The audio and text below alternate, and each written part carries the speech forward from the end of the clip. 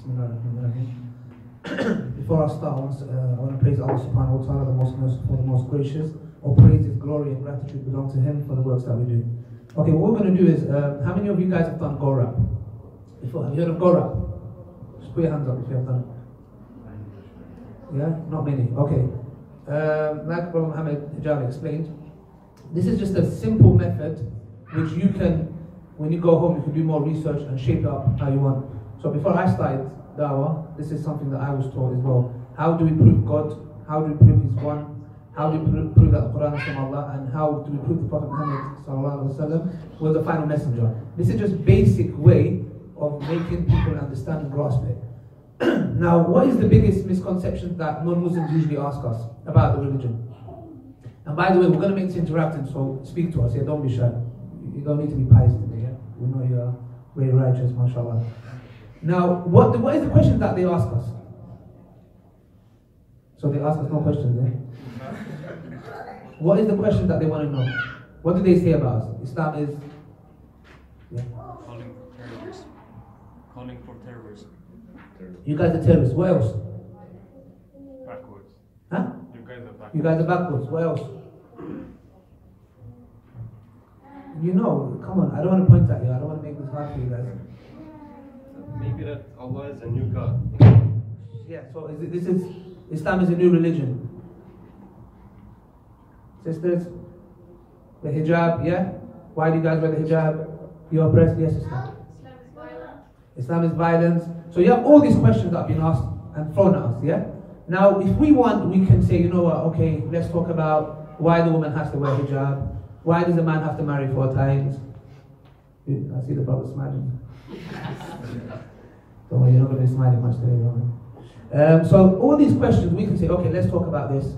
And then you answer that, then they're going to say, okay, what about the hijab? You answer the hijab. What about terrorism? You answer terrorism. The questions are going to carry on. You're going to be there all night, yeah? So what we're saying is, instead of doing that, if we can acknowledge with them and get them to accept God, that God has no son, etc., there's nothing like Him. If we can get them to accept His oneness, if we can get them to accept the Quran, if we can get them to accept the Prophet ﷺ as final messenger, then all those questions that they're asking, all of them is done. Khalas. Once you accept Allah and His messenger and the Quran, you accept everything that comes with it, yeah? So it saves you time of answering this question and that question and go here and go there. Say to him, look, let's come to a common ground. Do you believe in God? Okay, you believe in God. Good. Okay. Then you explain a bit of Tawheed to them, which is important to study that. The oneness of Allah. Once they acknowledge that, then you move on to why God is one. Yeah, if they're a Christian, yeah? So if they're a Christian, then you know, okay, they believe in God. I just need to prove to him that God is one. If he believes God and God is one, good. All you have to prove to him is the Quran and the Prophet ﷺ. Once he's done that, all of those questions fall into place. Because when they ask about hijab, it's from Allah. If you can give explanation, I'm not saying you don't need to, but they will accept it. If it's from God, if Allah said every Thursday we need to go and jump 50 times, we jump 50 times. Yeah? So you accept it. It's not about why, it's about we do it. We hear and we obey. Do you get what I'm trying to say? So what we're going to do now is prove, we're going to start from the beginning, yeah? So you got this atheist coming and asking you, I don't believe in God. Yeah? How would you guys answer that? How would you prove that God exists? Now, what arguments would you use? Okay, so you have no arguments. Okay, I think that's why we're here. I'm joking. Okay, what we're going to do is I'm going to explain to you, but I'm going to practice it. So I'm going to call out one of the brothers, yeah, to come up here, and we're going to do it together. Okay? So listen carefully and write it down on your phones if you can. Yes? So if you can get your phones out and your notepads, write this down because this is really important. Once you get the gist of this, then you can develop it further, inshallah, yeah? So we start off with for example, we know that everything started to exist. Yes? There was a beginning. Yes? So the atheist will agree as well. He'll be like, yeah, there was a beginning. Okay. So we say, okay, since the universe started to exist, yeah, we have possibilities. So you say to them, look, let's come to common terms. Okay. It's either one of these. Yeah? And if you want to ask anything, you can ask. Yeah? And one thing I want to highlight is when you're speaking to non-Muslims, you can be like Zakir Naik, mashallah, yeah? At a computer, bang, bang, bang, bang, you just 24/7. You know everything, Bible, Quran, everything. But if you got bad akhlaq, they don't care. So I want to point out something really important that I learned myself. Your akhlaq, your manners. You need to understand, the Prophet Muhammad ﷺ said, I did not come for nothing but to perfect good character. Your character, Aki, wallahi, I'm telling you, you don't need to speak much. Your character, look, Indonesia, the biggest populated Muslim country, yeah? How do they accept Islam? If I'm not mistaken, it goes back to the trade that was done. They looked at the behavior of these individuals who were coming to the country. Honest, sincere, kind. And they look at the whole country accepted Islam. I'm not saying it was just about akhlaq, but it's so important. It's the way if you act arrogant, yeah, I know, yeah, you know, you're kafar, yeah, this behavior is arrogance. Wallahi, it is arrogance. And I need to really talk about this, because if you don't get this on point, because when you have arrogance, when you look down on another person, oh, you're kafar, you're this, you know what you're doing? You're acting like shaitan. Because you know what you're doing? You're thinking that you guided yourself. You're thinking, yeah, I became a Muslim. No, you did not become a Muslim. Allah subhanahu wa ta'ala says He found you lost and He guided you. So this arrogant behavior you have to get rid of it. Yeah?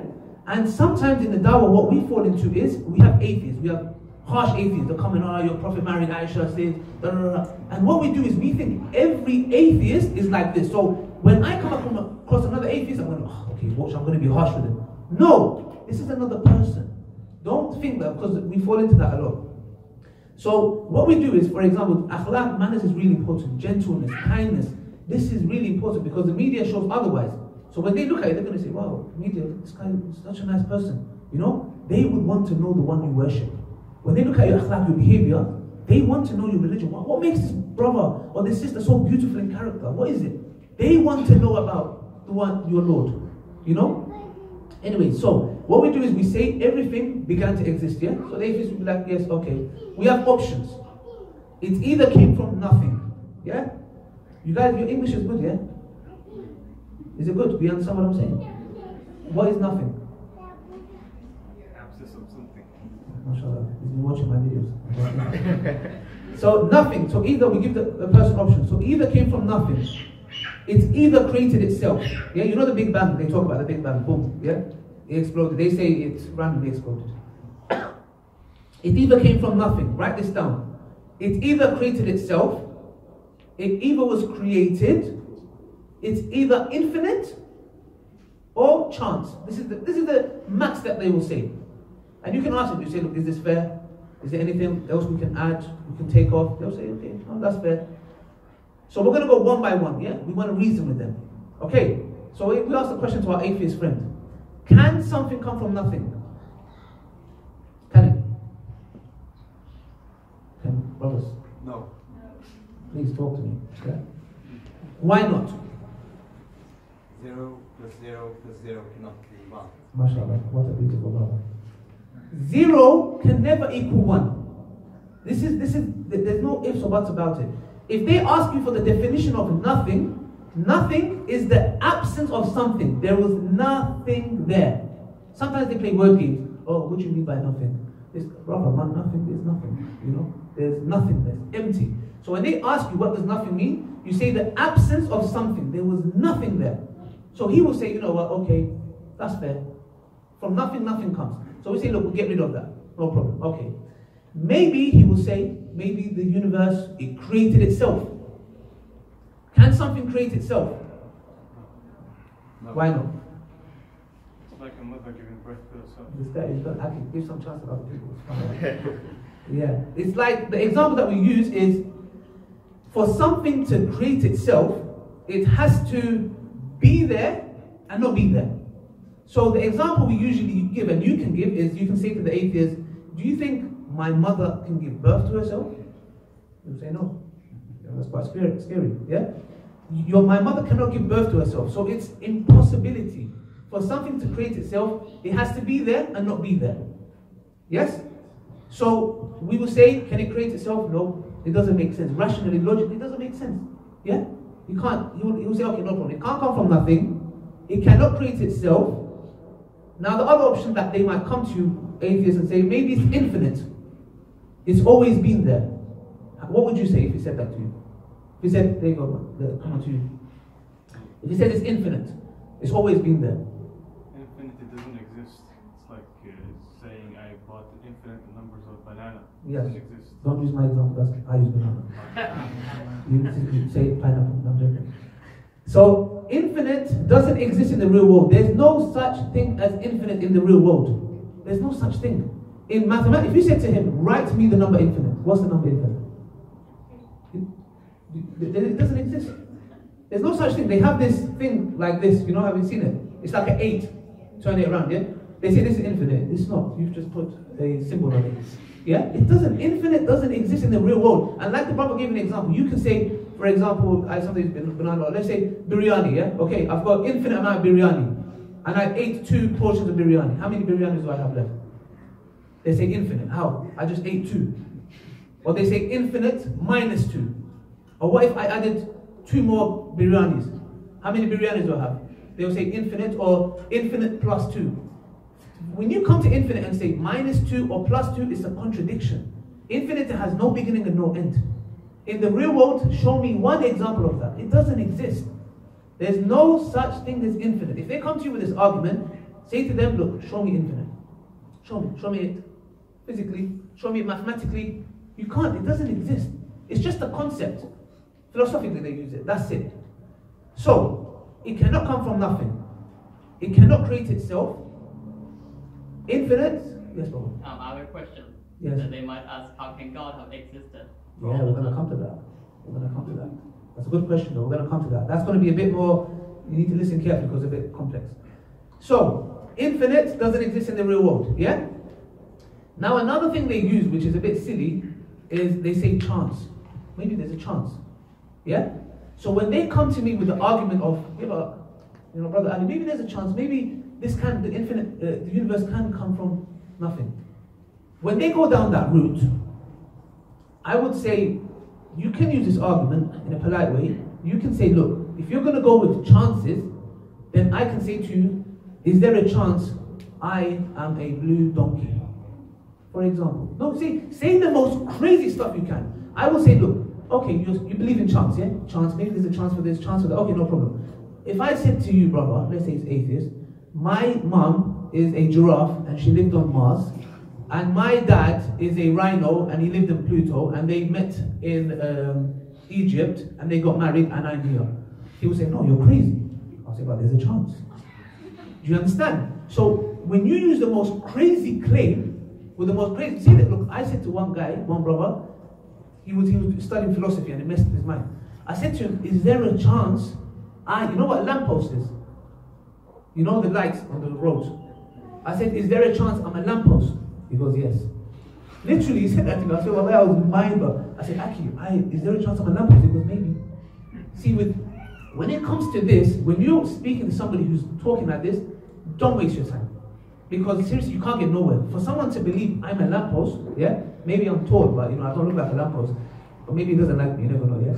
But the thing is, you can't carry on. You're going to say, okay, brother, thank you. You can't carry on. But when you use the example that I gave you, a desired example, they will understand. Because when you use the most craziest example and say, but there's a chance, they will understand. So these are the arguments that we use. Nothing cannot make something. It cannot create itself. Infinite doesn't exist in the real world. Chance, like we said, there's no chance. The only option that's left is it has to be created. There's no ifs or buts about it. There is no way any atheist, unless he's really arrogant, that he would reject this. So we say it is created. Meaning, if it's created, it has a creator. Yes? So this is the argument that you can use. Look, it seems very simple, but it's very powerful. And you can, like I said, shape it up how you want to. And it will help you, inshallah. So when we come to the brother asked, created, the person will come and say to you, okay, all right, I accept. There is a creator. Who created the creator? This is a question that they will ask you, yeah? How would you get out of this? Yeah? And sisters, interact as well, yeah? Please, if you know the answer, just tell us. How would you answer? They're saying, who created God? Yes, brother. You'd have to deal with the problem of infinite regress. And that okay, what is that? itself is contradictory because Hamza Sorch is he's really in this kind of Yeah, he's our teacher. I'll listen to he gives a really beautiful example. Like, if you have a soldier and he's waiting to shoot and he's waiting for his commander to give him a command, and his commander is waiting for his commander to give him a command, the soldier will never pull the trigger. Okay, the universe will never come, or the creator will never be, or the universe will never come to existence, because it will just go back. Okay. Can you guys hear me without the mic? Yeah. Can you hear me now? No. Someone will say no. Because you know I don't like using this mic. Can you hear me, yeah? Okay, infinite regress, I just want to explain it to you guys so you understand. So when they say to you, who created Allah, you say to them that if we go with who created Allah, then we would never have the universe. So how can I explain? Without falling into some good... okay, let's say for example, yeah? I want to buy Brother Muhammad water, yeah? Okay, yeah, good example, yeah? He wants water, yeah? Okay, so for me to give him water, I have to say to Brother Muhammad, 1 second, I have to ask the brother behind me, yeah? So I say, 1 second, Brother Muhammad, I'm going to ask the brother behind me if I can give you some water. So I say, brother, what's your name? Brother Muhammad, do you give me permission to give this Brother Muhammad some water? So this brother will say, okay, Brother Ali, I need to ask somebody behind me. Now, if this goes on forever, would I ever give him water? No. Did you guys understand? Tell me if you didn't, I'll repeat it. You don't understand it? Yeah, I understand. Okay. Let me make it more simple, yeah? I want to do this to Muhammad, yeah? Yeah? Okay. But for me to do it, I ask this brother, do you give me permission to slap Muhammad, yeah? Gently. He says, brother, I need to ask somebody behind me. And he needs to ask somebody behind him. And this goes on forever. Would I ever get the permission to do this?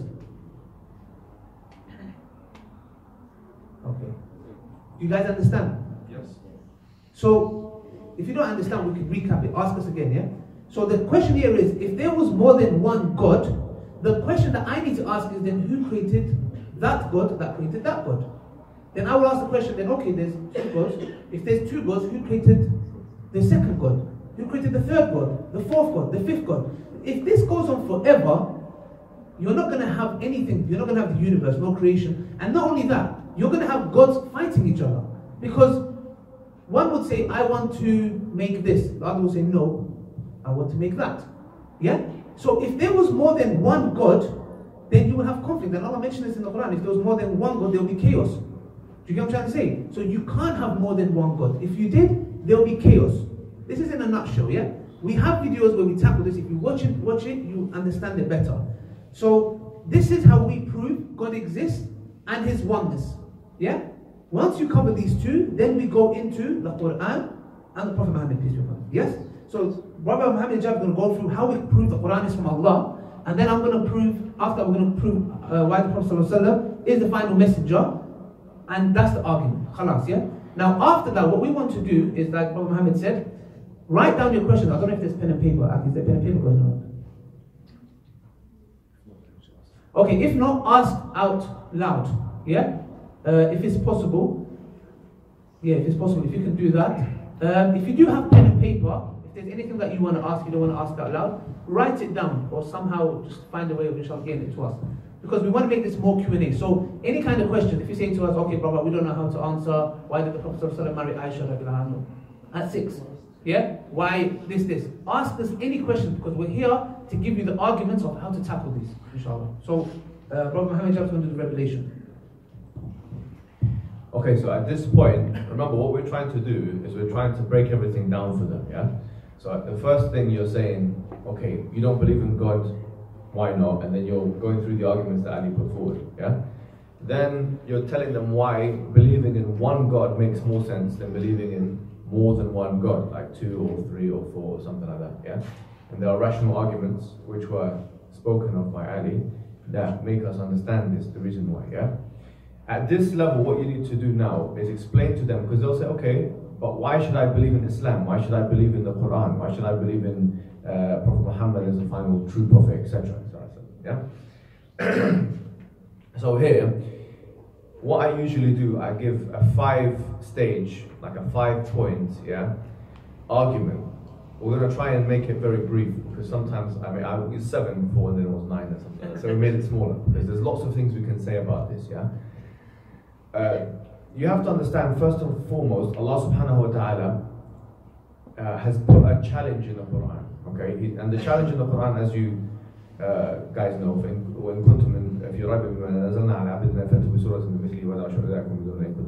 if you are in any doubt from what we have revealed to our Prophet, then bring a surah like it, a chapter like it. Now, and bring your witnesses from other than God.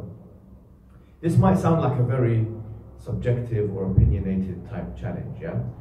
But actually it links to the first of the 5 points we want to make, which is, number one, the Quran was sent in a kind of Arabic language which no one has been able to replicate, yeah?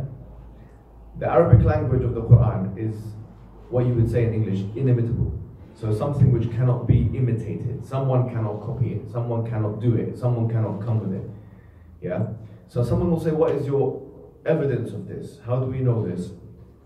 The answer to that question is we have expert testimony from the most expert people, yeah, that suggest that the Arabic language of the Quran is in fact the most potent Arabic that was ever used, and no one can copy it or imitate it, yeah?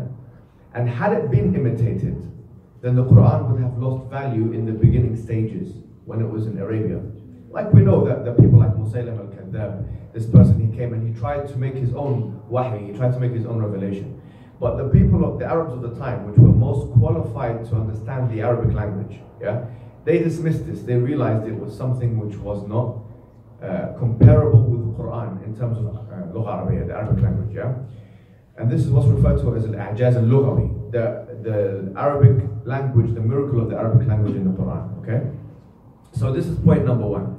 And it's really interesting, some of the Mufassirin, like Mujahid, one of the people, he's a Tabi'i, he says, when it says, وَدَعْ شُهَدَاءَكُمْ مِن دُونِ اللَّهِ إِن كُنتُمْ صَادِقِينَ, bring your witnesses from other than God, he says, مِنْ أَهْلِ الْإِخْتِصَاص, the people of specialism.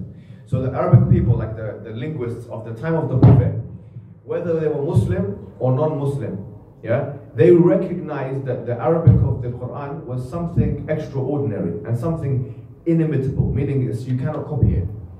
And if it was so easy to copy, then why didn't someone copy it and someone do something, and it would have devalued the Quran? So number one, the Quran has a very strong Arabic miracle which cannot be compared, yeah? Attached to this as well is the idea that there are no contradictions in the Quran, you know. And that's why Allah subhanahu wa ta'ala, he says in Surah An-Nisa, أَفَلَا يَتَدَبَّرُونَ الْقُرْآنَ لَوْ كَانَ مِنْ عِنْدِ غَيْرِ اللَّهِ لَوَجَدُوا فِيهِ اخْتِلَافًا كَثِيرًا. Do they not ponder over the Quran with care? Had it been from other than God, they would have found in it many contradictions. They would have found in it many contradictions. So this is a challenge. It's a kind of falsification, actually.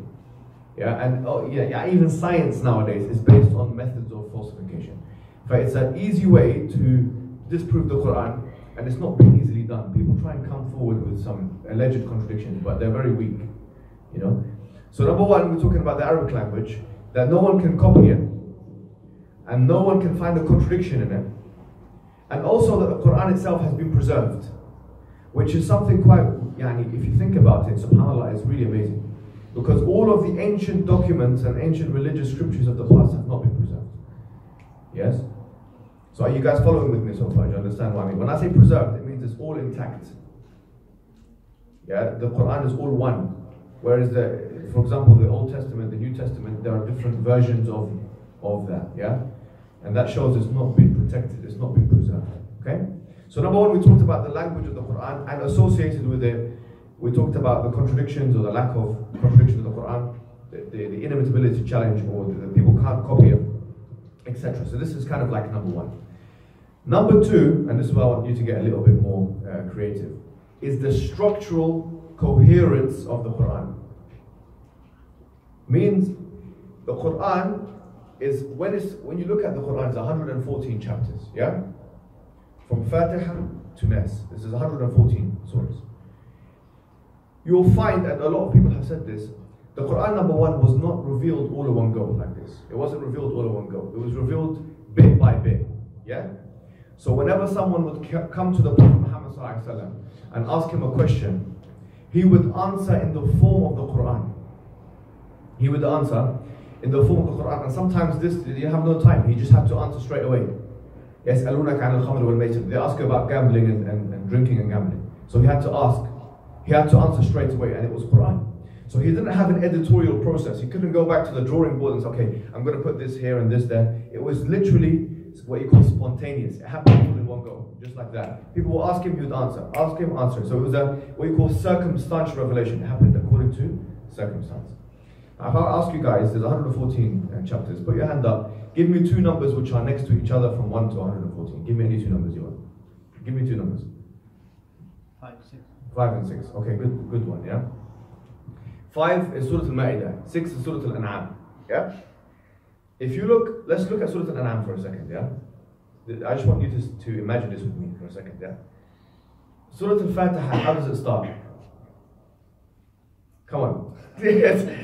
How does Surah Al-Fatiha start? Do you guys understand? What words does Surah Al-Fatiha start with?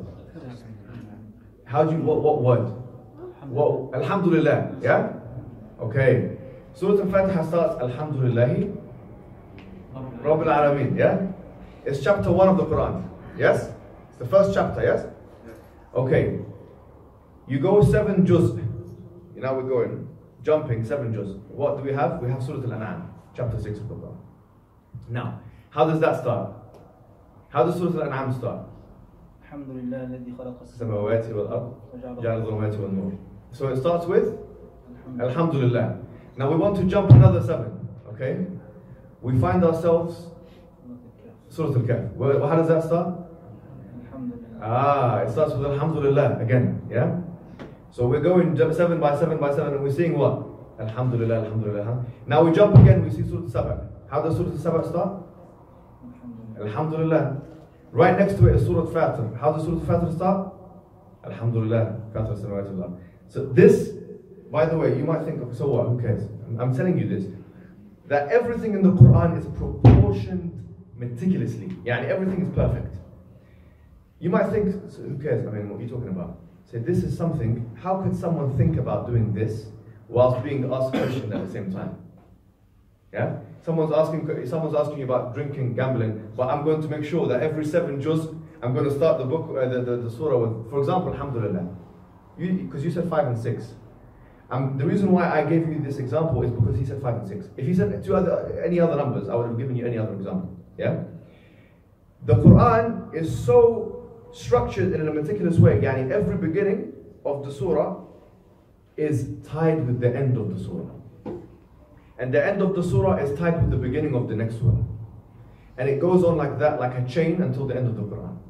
It goes like that, like a chain, until the end of the Quran. And there's no way someone who's being asked questions like this spontaneously can make sure that I'm going to answer this question, yes, in the way that it needs to be answered. Also, I'm going to make sure that the structure of the Quran is meticulous in this way. Wallahi, it's actually unbelievable to think that. You'd have to think this person is some kind of a genius for him to do that. So for example, chapter 5 of the Quran, Surah Al-Ma'idah. Surah Al-Ma'idah, it talks about awfu bil uqud. Yeah, it says, fulfill the contracts. Ya ayyuha alladhina amanu. This is how it starts in Surah Al-Ma'idah. And then Allah subhanahu wa ta'ala, He mentions many different things. At the end of the surah, He mentions also contractual things, and He also mentions Ma'idah min as-sama'. Yeah, Ma'idah is the tablecloth. Yeah, Ma'idah means table. And what you have on the Ma'idah, you have food. Yeah. So He starts Surah Al-An'am mentioning the foods. So it's all connected. Can you see what I mean? Everything is connected meticulously and perfectly. No one can just say, okay, well, I'm going to answer questions and also I'm going to do this. It's impossible. Do you see the point? Okay. Anyways, this is what I'm saying. So number 1 we said was what? Language. Yeah? Try and follow with me. Number 2 we said was? Structure of the Quran. So what was number 1? Language. And we said that the Quran is a language that no one can, understand. Number 2, no one can imitate or something. Number 2 was? Structure. And we said, what's special about the structure? Someone summarized what I just said. Okay. And the cohesion. Someone else. You've done too much. You're good, mashallah. See who else is good like him. Tell me, yani, just so I can be sure that you guys are understanding what I'm saying. It's connected. Okay, everything is connected, yeah? Good. Does anyone want to add to that quickly? What I just said, what I was speaking about. Anyone want to add to it? How is it connected? Don't worry, I'm gonna wait for you guys to answer.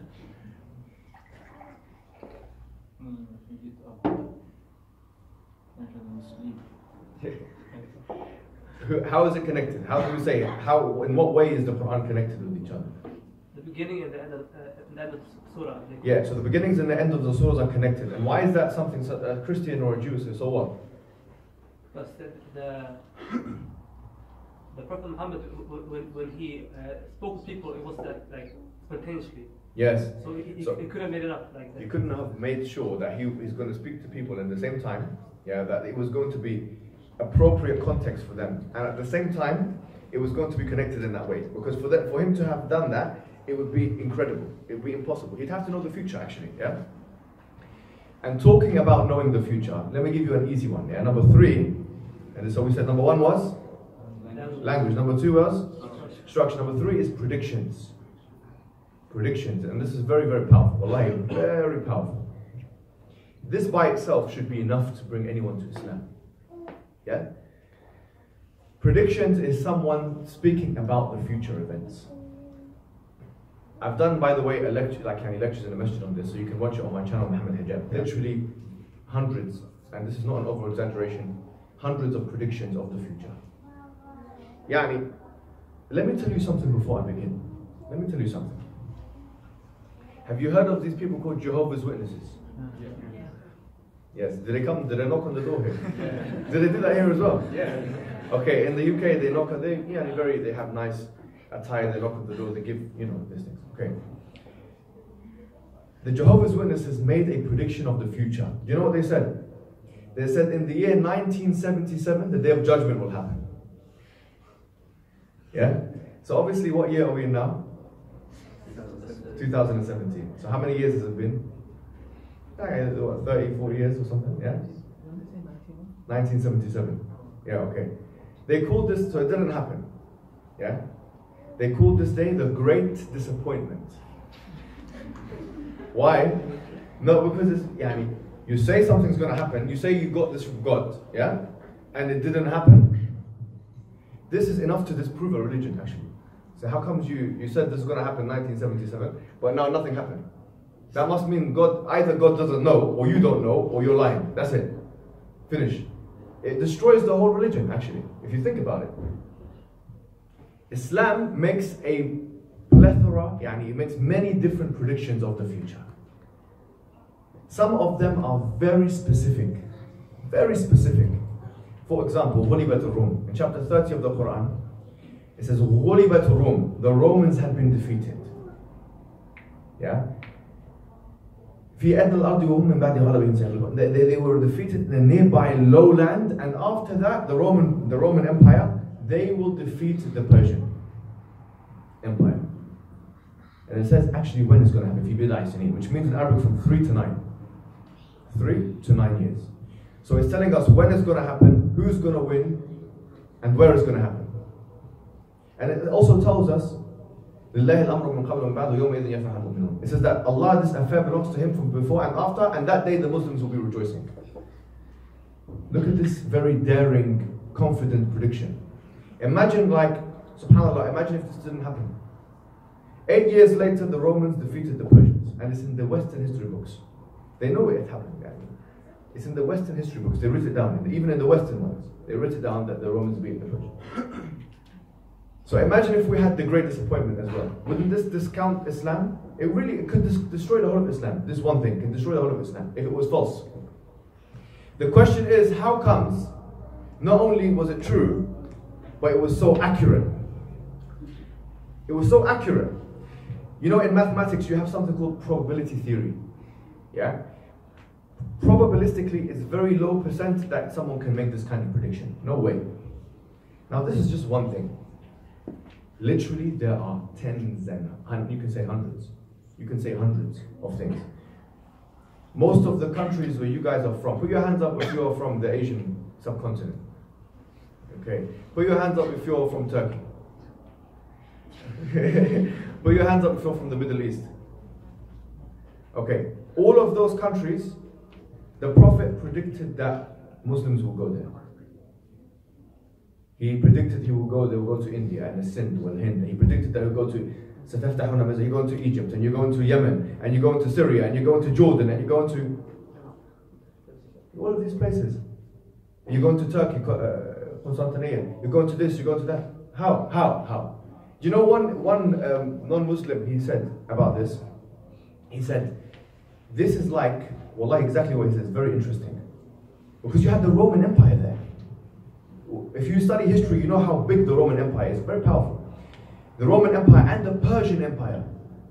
The Roman Empire has been around for hundreds of years. Wallahi, it's, you know, America now is the superpower of the world. How long has it been a superpower? Since 91. It was part of, what you call a bipolar system with the Soviet Union before. So it wasn't even the strongest one. It was America and the Soviet Union. It was only around for 25 years. America, look how big America and how strong it is. The Roman Empire was around since 30 BC, up until this time, which is like almost 1,000 years. And it was the superpower. And you had the Persian Empire as well. Yeah? Imagine the Prophet is telling the Muslims, who are like 30 people, 40 people, yeah, you're gonna take over this place. You're gonna be Muslim in here, and the Roman Empire will be a Muslim place actually. And the Byzantine Empire, all of it is Muslim now. All of it. Almost all of the Byzantine Empire is Muslim. And the Persians as well. And the braces of Kisra, and there's lots of things. It's all mentioned in my talk, inshallah, but I don't want to go into too much detail. The point is, one commentator, he said, the fact that someone can say this is like saying, you know, the Eskimos. Put your hands up if you know what I'm talking about, the Eskimos. The Eskimos are these people who live in igloos. I know this is a Swedish word as well, yeah? Igloo is a ice house. You know these people that live in the ice igloo house, yeah? If someone said, it's like saying the people who live in the igloos, they will take over America and Russia. If I said the people who live in igloos, yes, they will take over America and Russia, what would you say? So get out of here, my friend. You say, get out of here, my friend. What are you talking about, man? It's the same thing. It's actually less because you have some people living in the sand desert, 30, 40 people, yeah? They don't have much resources. They're just some desert Bedouin. And now they've taken over this and that. What are you talking about? This is a miracle. It's become the fastest growing religion in the world. It's become the power of the world. Yeah, and all these years. What are you talking about? How can this be predicted? Are you going to compare this with some biblical predictions? Wallah, you cannot compare this with anything. You can't compare this with Nostradamus or any of these vague figures of history that did some predictions of the future. He said you're going to go into this, and there's some hadith that talk about exactly the cities that you're going to take over. What are you talking about? How can you predict that? Just use mathematics. Don't even use your logic. Use maths. You'll realize that it's so low probability that this by itself is enough for someone to be Muslim. So we said number one was language. Number two was structure. We said number three was predictions, which we can see now why it's a very powerful case. Yeah. Number four, and you have to be careful with this. Yeah. Number four is, I would say, because nowadays we live in an age of science and technology and these things. Yeah. Science is not perfect. Wait a minute. What did you say? Oh, okay, I'll say it one more time. Science is not perfect. Scientific facts, not theories. I want you to listen to what I'm saying. Scientific facts change. Who knew that? Put your hands up if you know that. Okay, good. So, someone put their hand up and tell me of one scientific fact which has changed. A fact, not a theory. Give me a fact which has changed. Give me one. Go on. Scientists have a consensus about that everything of the universe always exists. Okay, so this is the steady state theory, yeah? The idea that the universe was always there, this was a fact. And now, they say the universe has a beginning, so this was a fact that changed recently, yeah? But there's facts that change on a yearly basis. And there's an oversight body called cytometrics, and it tells you how many facts they change. Facts change yearly, not just every 10 years or 50 years or 100 years. Scientific facts change. Which is why we don't say that Islam has to be perfectly aligned to science. Because if we're saying that, then science changes, then the Quran should change as well then. Yeah? No, we're saying that if, and this is the point, my argument here is if you take science as a good barometer, yani a good measure for truth, then you will find that Islam is the most closely correlated to science. Is most closely correlated to science of all of the ancient world religions. You look at, for example, the Bible, the Genesis account, there's no way you can correlate that with science. No way. The flat earth in the Bible, there's no way of interpreting the Bible except for flat earth. There's no other way. The Quran, you can interpret the Quran sometimes in an unscientific way. You can. But you can also interpret the same verses in a scientific way. This is called ta'wil. And there's some verses in the Quran which you say yahtamil ta'wil. You can either interpret it in a scientific way or an unscientific way. Some verses are you can just interpret it in one way. But the Bible is not like that.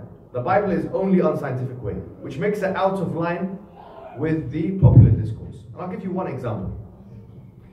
One example is the shape of the earth. The shape of the earth.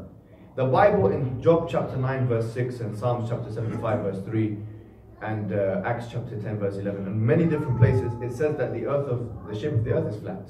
It's yani flat. Not only is it flat, but it has pillars. You know what pillars are? Like a table, basically. The earth is like a table, yeah, according to the Bible. And there was no mufassir, there was no someone who said no, actually it's round. There was only one opinion, which is the opinion is the earth is flat. In Islamic history, there are some people who believe the earth was flat. There are some people who must believe that. Maybe Ibn Kathir, someone, yeah. However, the vast majority of scholars, they said the earth was round. From both of the schools of thought. For example, Ahmad ibn Hanbal, he said the earth is round. He made the fatwa, he died 241. He said the earth is round.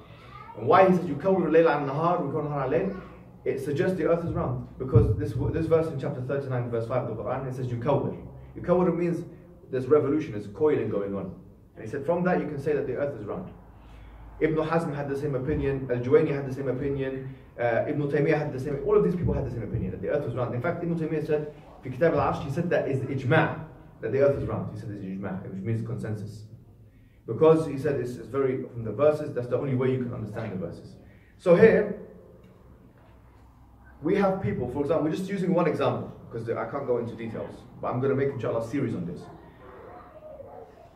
The Quran can be interpreted in a scientific way, and sometimes in an unscientific way. The Bible, in most of the cases, can only be interpreted in an unscientific way, for the most part, which makes it inaccessible for the 21st century consumer. That's why they have to metaphorize it. Say, you know, Genesis is all a metaphor. And it didn't really happen the way Allah, or God, he mentioned, Jehovah, well, he didn't mention it like this, Yahweh. He didn't mention, it's just a metaphor. We don't have to say it's a metaphor. We say the Quran is the word of Allah as it is, and it's not a metaphor. Yeah? So we said one is what? Language. Number two is? Structure. Number three is? Predictions. Number four is science, but we said how we use science, the real way of using science. We don't say Islam has scientific miracle, therefore Islam is true. This is the wrong way of using the science, because if you say that, you're going to say, okay, well, someone can believe in the Big Bang, like Zakir Naik and others say, oh, Big Bang in the Quran, okay. But then there's 4 tafsir on this. Actually, Tabari, he narrates 4 tafsir on this issue. He only uses the second one of 4. Yani that the heavens and the earth were in one place. Yeah. But yani, tomorrow when they say, there's a new theory in science now, it's called inflation model. If that becomes more popular and more people say inflation, you're going to disregard this tafsir and go for another one. So we don't want to play around with the deen of Allah subhanahu wa ta'ala. We have to be careful when we're using these things, yeah? So number 4 we said science, but we have to be very careful, yeah? Because science changes, okay? Number 5 is the fact that the other dispensations, yani the Bible and other things, they mentioned Muhammad sallallahu alaihi wasallam. And this is very powerful, because it shows you that the narrative is not just in the Quran. You find it in the Bible. The Prophet is mentioned in Isaiah 42, is mentioned in Isaiah 29:12. Is mentioned, wallahi, yani if you read these verses, you'll be shocked. A person who will come to Kedar, the people of Kedar, and the Mount of Salah. Where is Qaeda? It's Arabian Peninsula. It's the Arabian Peninsula. And the Mount of Salah is Medina. And they know this. You know, their own Mufassirin, the biblical Mufassirin, they say this. There's a prophet that's going to come to the Arab people, and he's going to go to Medina. And the people will be rejoicing on the mountains of Salah. So these things, wallahi, they're very powerful. Yeah? So these are 5 things. Let's quickly recap them. And I'm going to do a quick 10-minute discussion of feminism, and then we're going to open up the floor to open the questions and answers. Okay? What's number 1? Language. Number 2 is structure. Number 3 is predictions. Number 4? Science. And number 5? Predictions from Bible. From the previous books, Bible, Old Testament, New Testament. Okay, we went through all of that. Last bit, how do we prove the Prophet ﷺ is the final messenger? Okay, 3 options, very simple. So we have 3 options, yeah? Either the Prophet ﷺ was a liar, either he was truthful, or he was deluded. Simple, yeah? So you ask the person, he's accepted everything. Okay, why does a person lie? Why would somebody lie? To gain some worldly gains. Sorry? To gain some. Gain something, okay. Why else? Why else would someone lie? Sisters, why would somebody lie? To gain something, yeah? So he has to have an agenda, yeah? So now, the Prophet ﷺ was known to be the truthful amongst his people, yeah? Yes? So now, when they came to the Prophet ﷺ and said, look, stop preaching Tawheed, yeah? We'll give you money, women, camels, don't forget, red camels were like Ferraris today, yeah? Red camels, yeah, they were. They were, I'm not joking, they were red camels, yeah? Yeah. Camels and all this, and they said, we'll make you our superior, just stop preaching. If somebody is lying and they are given that, they would say, okay, no problem, okay, thank you. That's what I wanted, thank you, I'm going to stop it. The Prophet ﷺ rejected it. He said, if you gave the moon on my left and the sun on my right, or vice versa, I won't stop preaching what I'm preaching. Does that sound like a liar? No, because if somebody was lying, he would accept that. So what do? We say, okay, you can't be a liar, yeah? So so that person might come and say, okay, maybe he was deluded. Maybe he thought he was a prophet. Yeah? So what we say is, okay, if that's the case, then when the moon eclipsed and his son died, the companions ran to him and said, look, the moon eclipsed because your son died. Yeah? If he is deluded, what would he say? He would say, yes, that's right. My son, you see, I'm a prophet. The moon eclipsed, that's why it's white, because it's for my son. But the Prophet ﷺ said, the moon doesn't eclipse for nobody's death. So that shows that he can't be deluded. If he was deluded, he would have used that opportunity. The only option left is that he was truthful. And the fact that we know he's truthful is because when he said to the Quraysh, if I said to you guys, behind this mountain, there is an army coming to kill us, would you believe? They would say, yes, of course we believe. We know you to be the truthful. And he said, I'm telling you I'm the messenger of Allah, and you rejected me. So in a nutshell, that's the way we prove the prophethood. If you use that, what we've taught you, inshallah, step by step, some people it will happen and they might take the shahada, some people it might take months, years. Keep to that, inshallah.